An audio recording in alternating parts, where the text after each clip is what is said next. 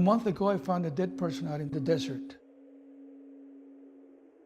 And it really gave me the jolt that I needed to understand how horrendous it is to die from lack of water out in the desert. You know, we could have prevented this. We could have prevented this death.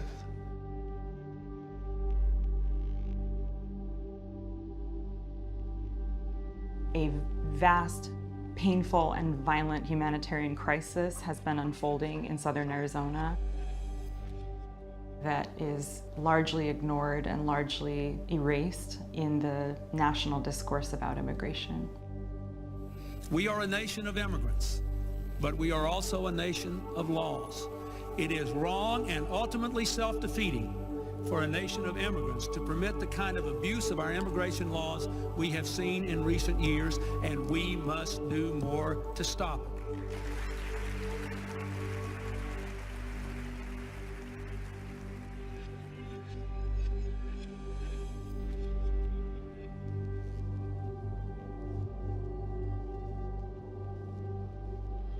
Families are searching without answers, calling and calling and calling with the terror in their voice of not knowing.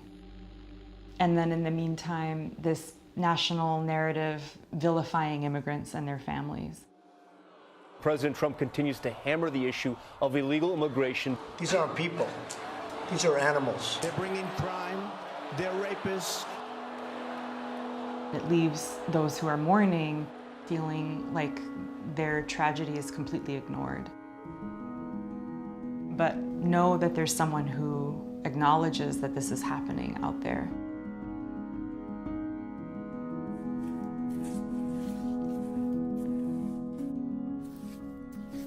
I'm trying to honor the courage of the people who make the trip and give a voice to the suffering and the dreams and the hopes and the disappointments. And at the same time, point fingers. Hey, this person died here, this one here, this one here. But I don't want that to determine who I am. I don't want to be identified as an activist. I'm an artist. I'm a human being. I react to injustice.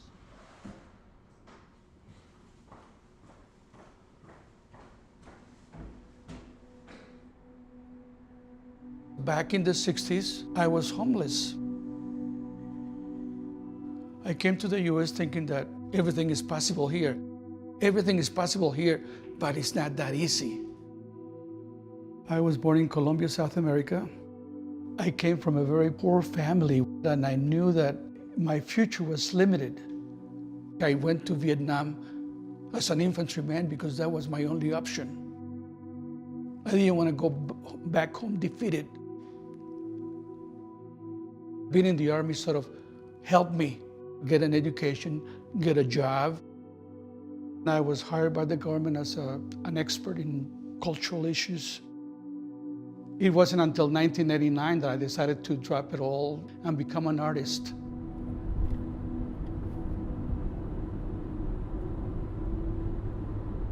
When I moved here, I immediately wanted to connect with the people who were putting the water out in the desert.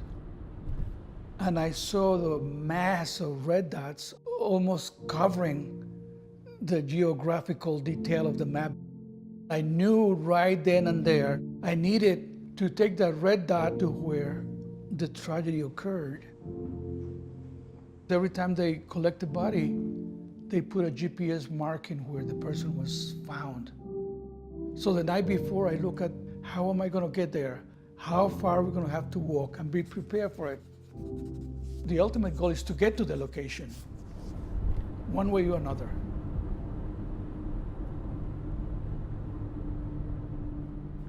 There's no way. I just had a birthday, huh? I know that right well. We try to put 4 crosses every time we go. The red dot mark a location, and we operate in an area that is 40,000 square miles. We'll stop at 3 points, right at the left. Wait for you.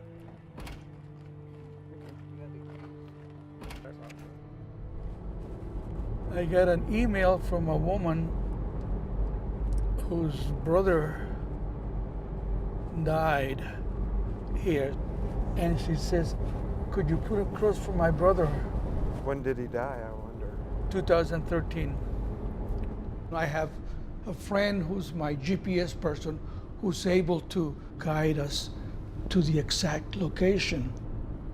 Well, it looks like there might be a couple of ways to connect to it, but the one I think is Sometimes you have to find 3 miles.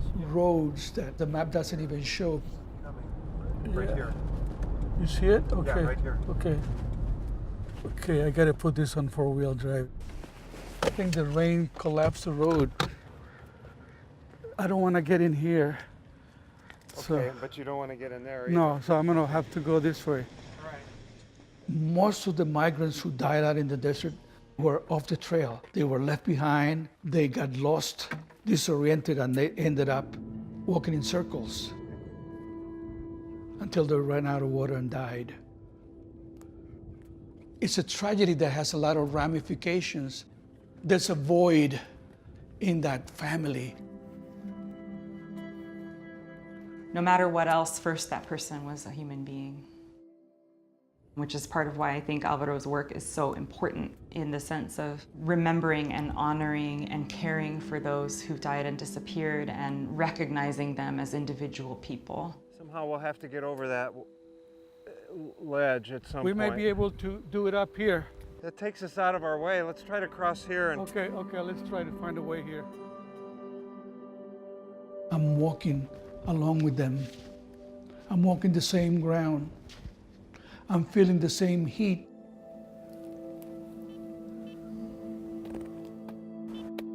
Three feet is okay with me. Do we have a name? unidentified, undetermined skeletal remains, April 13th, 2018. Half of the time we don't have the names of the person. And those cases affect me the most. Okay. Because there's no closure for the family. That family still hoping that one day this person is going to make a phone call and say, hey, I'm here. We know that that's not going to happen. And that breaks my heart. This is like a little oasis here. So he probably got here looking for shade and a little cool and just couldn't get up.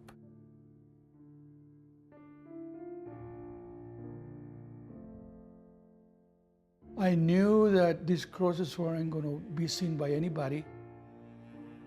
The families of those people never get to see them, but every now and then, something magical happens.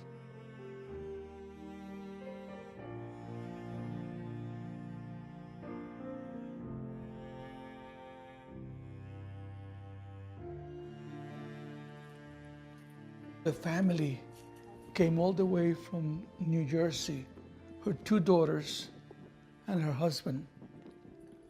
And we went together and put a cross for them. She always tried to help as much as possible.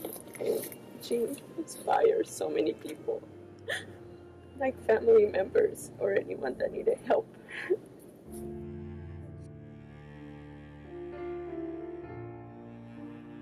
We're trying to build community and circle the person who we lost and the family with care and love.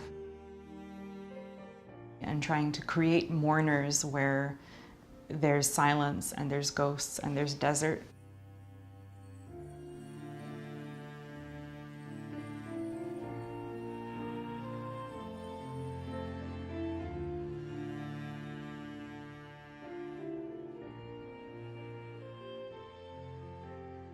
I don't have enough life in me to finish it.